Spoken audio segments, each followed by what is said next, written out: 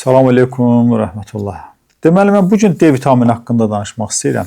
D vitamini artıq elə bir dövrə gəlib çatıb ki, daha doğrusu biz elə bir dövrə gəlib çatmışıq ki, D vitaminsiz həyatı təsəvvür edə bilmirik. Çünki şəxsən mənim yanıma gələn xəstələrin 20 xəstənin deyərdim 19-unda D vitamini çatmır. O dərəcədə bir defisitli əmələ gəlib. Çünki biz insan olaraq Allah bizi elə yaradıb ki, biz daimi olaraq torpaqla və hava ilə təmasda olmalıyıq. Yəni ayağımız torpağa dəyməlidir, bədənimizə də günəş dəyməlidir və biz günəşin altında olmalıyıq.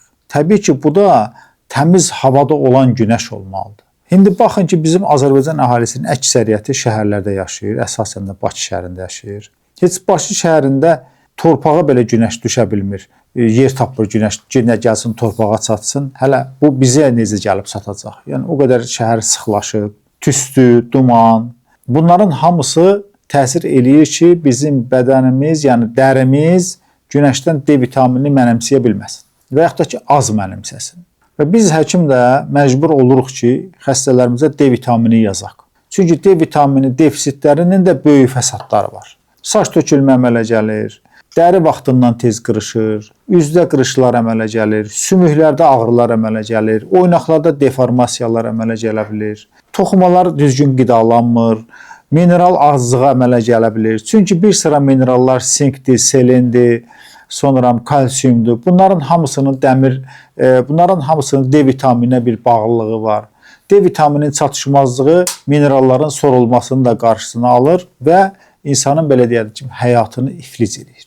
Adi elementar bizim dərimizin özü belə, mən belə xəstəyə artıq baxan kimin bilirəm ki, artıq bu xəstənin bədəninin D vitamini tələbatı var, yoxsa yoxdur. Çünki dəridən artıq görsənir. Güclü D vitamini defisiti olan insanların dərisi tez qızarır, əl dəyən kimin qırışır, zolaqlar əmələ gəlir, qarın boşluğunda zolaqlar əmələ gəlir, dərinin rəngi biraz kül rənginə bənzəyir və solğun olur. Ona görə də D vitamini içilməsini məsləhət görərdim. Həm elə hamilə xanımların daha çox 2 dəfə D vitamininə tələbatı çoxdur. Süd verən anaların 2 dəfə D vitamininə tələbatı çoxdur. İdmançıların D vitamininə tələbatı çoxdur və bəzi insanlar qida vasitələrində D vitaminini axtarırlar. Düzdür, qida vasitələrində də D vitamini var, amma azdır. Məsələn, balıqlarda çoxdur, amma okean balıqlarında daha çoxdur. Sonra kətan toxumunda, chia toxumunda, bunlarda da D vitamini qismən var, amma azdır. Məsələ üçün tutalım ki, biz gündəlik olaraq D vitaminimizi balığın hesabına ödəmiş olsaq, hər gün 4 kilo balıq yeməliyik. Bu da absurd bir şey. 4 kilo balığı kim yeyə bilər ki? Amma gündə yarım saat bizim dərimizə günəşin düşməsi bəs eləyir. Ən elementar D vitamini balansını ödəmək üçün ən elementar yollardan biri evdə səhər-səhər günəş pəncərədən evinizə düşürsə əgər, elə bilin ki, getmişsiniz dənizə, günəşlənirsiniz. Uzanın, qoy pəncərədən günəş şüaları düşsün sizin üstünüzə bir yarım saat. Bu ən gözəl yoldur, bunu eləyə bilərsiniz. Və D vitamininin dəri vasitəsilə mənimsənilməsi daha dayanıqlı olur. Nəinki D vitamininin içilməsindən daha çox. Ona görə də bunu daha çox tərcih edirəm və bunu eləyə bilərsiniz. Sonra bugün bizim aptek şəbəkələrimizdə müxtəlif adı altında D vitaminləri satılır. Hətta bu günləri 25 manata qədər D vitaminləri var və bunların da əksəriyyətinin təsir edici vahid olaraq 50 minlikdir. Və 50 minlik D vitamininin 25 manata satılması o demək deyil ki, bu D vitamini çox faydalıdır. Xeyr, bu marketinqdir. Yəni marketinqin bir bəlasıdır, insanlarımız əziyyət çəkir. Bunlara heç vaxt aldanmayın. D vitamini alanda D vitamininin üstünə baxın. Görün neçə minlik, neçə vahiddir, OY deyirik biz bu vahid. Bunlara diqqət eləyin. Məsəl üçün bizim hazırladığımız D vitamini var. Laboil adında D vitamini. 64 min vahiddir və qiyməti də cəmi 3 manatdır.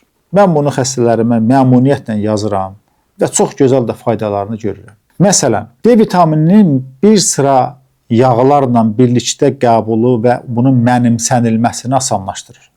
Mən həmişə qaracıra yağı ilə yazıram və gözəl də effekt alıram.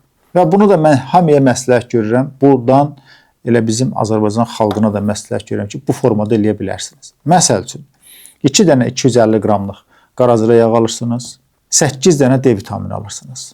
Bir dənə 250 qramlıq qarazirə yağını və 4 ədəd D vitaminini hamısını 500 qramlıq bir butulkada bir-birinə tökün, qarışdırın. Bundan gündə 3 dəfə və yaxud da ki 2 dəfə səhər axşam bir xörək qaşığı içirsiniz. Heç gündə bir xörək qaşığı səhər, bir xörək qaşığı axşam. Yeməkdən yarım saat əvvəl bundan içirsiniz.